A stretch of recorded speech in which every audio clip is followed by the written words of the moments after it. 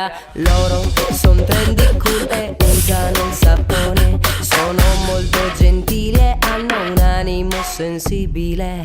C'è un bel di gente frocia mica come un tempo. Cassa mulleria varrata corruta in domo.